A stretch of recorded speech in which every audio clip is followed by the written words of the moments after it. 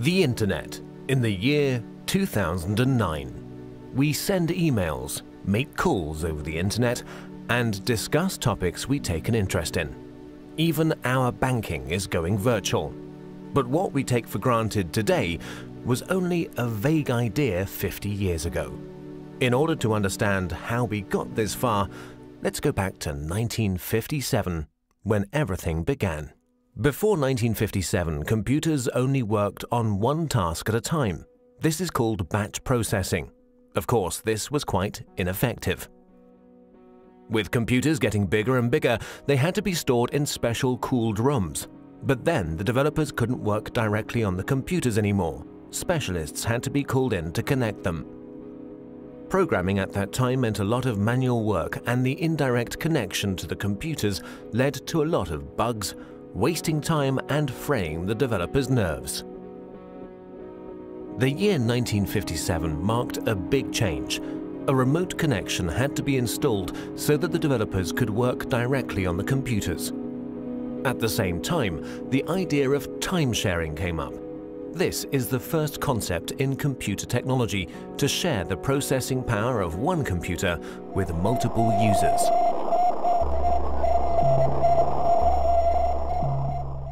On October 4th in 1957, during the Cold War, the first unmanned satellite Sputnik 1 was sent into orbit by the Soviet Union. The fear of a missile gap emerged.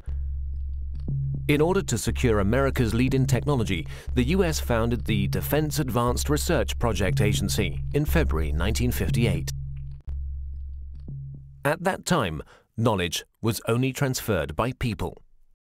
The DARPA planned a large-scale computer network in order to accelerate knowledge transfer and avoid the doubling up of already existing research. This network would become the ARPANET. Furthermore, 3 other concepts were to be developed, which are fundamental for the history of the Internet. The concept of a military network by the RAND Corporation in America. The commercial network of the National Physical Laboratory in England. And the scientific network Cyclades in France.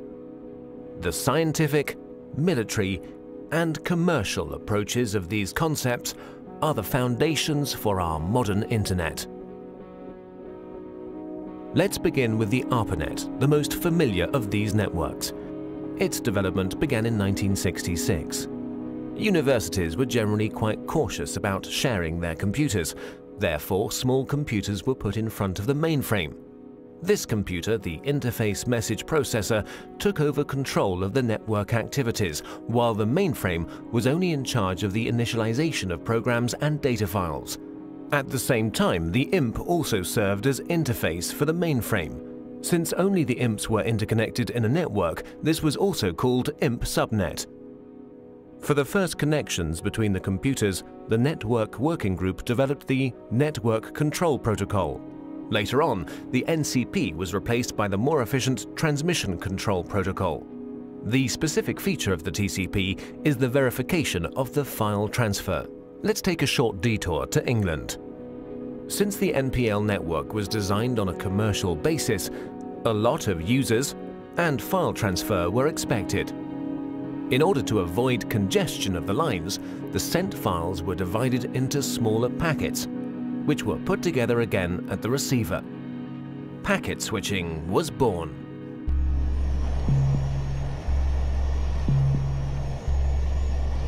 In 1962, American Ferret aircraft discovered middle and long-range missiles in Cuba, which were able to reach the United States.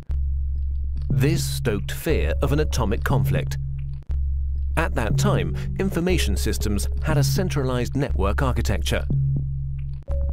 To avoid breakdown during an attack, a decentralized network architecture had to be developed, which, in case of loss of a node, would still be operative. Communication still used to work through radio waves. That would have caused problems in case of an atomic attack. The ionosphere would be affected, and the long-wave radio waves wouldn't work anymore. Therefore, they had to use direct waves, which, however, don't have a long range. A better solution was the model of a distributed network. Thus, long distances could be covered with a minimum of interference. Another milestone followed with the development of the French network Cyclades. Since Cyclades had a far smaller budget than ARPANET, and thus also fewer nodes, the focus was laid on the communication with other networks.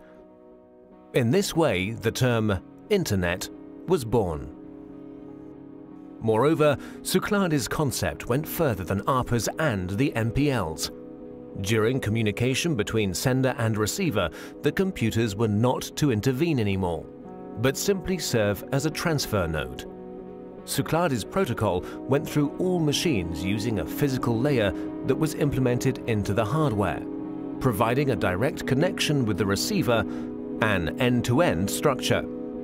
Inspired by the Cyclades network and driven by the incompatibility between the networks, their connection gained in importance everywhere.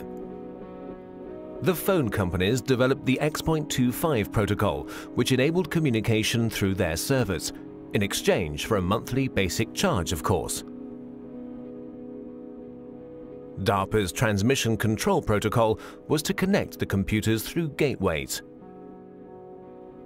And the International Organization for Standardization designed the OSI reference model.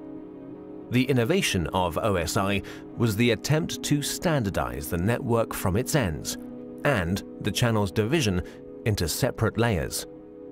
Finally, the TCP assimilated the preferences of the OSI reference model and gave way to the TCP/IP protocol, a standard which guaranteed compatibility between networks and finally merged them, creating the Internet.